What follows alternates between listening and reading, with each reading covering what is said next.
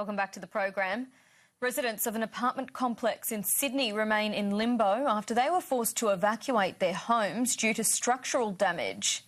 It's the second such incident in 6 months, and it has the New South Wales state government reassessing building laws.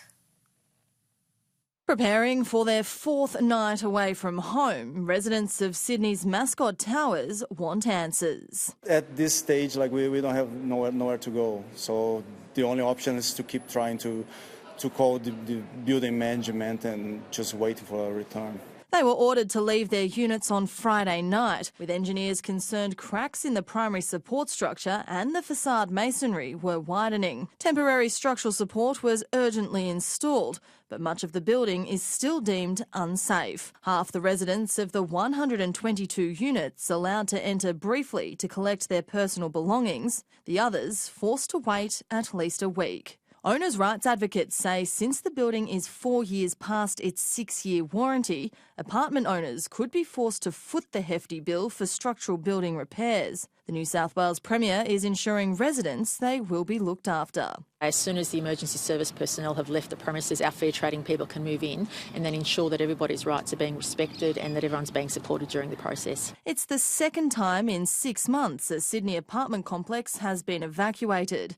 Last December, hundreds of residents were forced out of the Opal Tower in Sydney Olympic Park. Now the government is promising changes will be made, starting with the appointment of a building commissioner. We announced after the Opal Tower issue some months ago major overhaul of the building industry in New South Wales. That means hauling in the certified process. It means giving more rights to people living in strata buildings, and we anticipate that legislation will hit Parliament in the next session.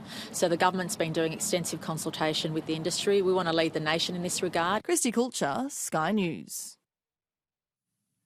For more on this story, I'm joined live by Chris Knierim. He's the president of the Building Designers Association of Australia.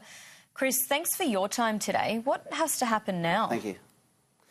Well, the most important thing is that everybody remains calm in a situation like this. I know it's very difficult, but it's really important that everyone remains calm and allow the engineers to go in and really assess the extent of the damage, and then take it from there, I guess, because a lot of people are wanting answers now, but they're not going to be able to get the answers. People really need to do these stringent tests and be able to then go through and provide an answer, a solution to how the building can be rectified to allow the residents to re-enter their premises. So, of course, until authorities do that, we don't know what the problem is yet.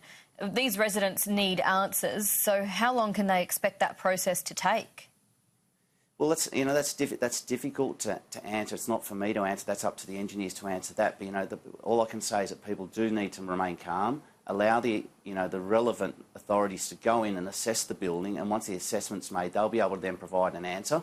I know it's very, very difficult for these displaced families, but I can assure you the safety is paramount for all the people involved.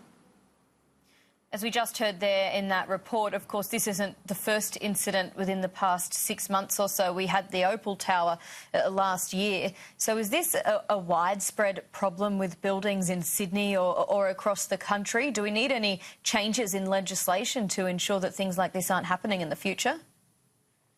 Look, our association, the BDAA, have been invited and have been speaking regularly with ministers within the government and other leading industry bodies. There is definitely change coming. A reform is definitely going to happen. I can assure you that a reform is going to happen because it actually needs to happen. We can't sit back and rest on, and remain going in the same direction we have, because, these things can, eventuate and continue. And we want to ensure that everybody is safe and that these buildings themselves are also safe. And, perhaps what we should be doing is getting the stratas to rethink about their stratas. Have a look at, instead of just getting a pest inspection done, periodically, how about we get an engineer to go periodically to go and inspect these buildings to ensure the safety of the residents. And I guess then it comes into cost. Who would need to burden the shoulder of that cost? Is it the residents who did purchase this property in particular? Was built 10 years ago, so it's not like it's a new build. No, look, again, that's not for me to answer who is going to cover the costs, but I think, that for the costs going forward, I mean, for that building, I understand that there's going to be, possible legal ramifications, but they have to come down to the cause of they have to come down to see what the cause of the cracking is, whether it was building related or whether it's perhaps from other associated works in nearby properties that have caused the cracking. Nobody really knows at this stage. But, going forward in future, I think it's important that they have independent bodies going through and assessing these buildings to ensure that all these buildings, are structurally sound. In that package we played just before your interview, Gladys Berejiklian said that she is going to appoint a commissioner, and there are legislative changes that are coming, and she also wants to make sure that all of those residents are assisted if and when they do get back into their homes. Does that ease your mind at all, or is there further change in this space that needs to happen? Yes, look, there is further change. In 2017, there was an assessment made on the building industry, and a report was put out known as the Shergold-Weir report. In the report, there was 24 recommendations, for the construction industry, and recommendation number 1 was regarding practitioners, and that was registration of all practitioners. That's in engineers, architects, building designers, and so forth. And this is a real key point. To me, this is what number one recommendation should be the number one point put through, because it's making these people accountable.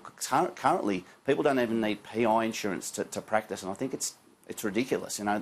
Consumer need to be confident in the sector, and to do this, we need to make sure that we have people accountable for their actions. I think accountability is the big thing here, as you say, because now we're all talking about compensation for these residents. And at the moment, if you buy a product from a store and you take it home and it's faulty, you get a refund. But how do you know that you're getting what you've paid for when you're buying something off the plan? I guess having that accountability and having that registration would try and alleviate any of those problems in the future. Yeah, look, that would make a massive, massive difference to the construction industry alone, and that's just one of 24 points or recommendations. The other thing is that we have to look at when people are purchasing a property, when you've got a high-rise or you've got a residential home, they fall under different warranties. So, people need to be stringent and really do their research about the warranty and how they're covered before purchasing a building.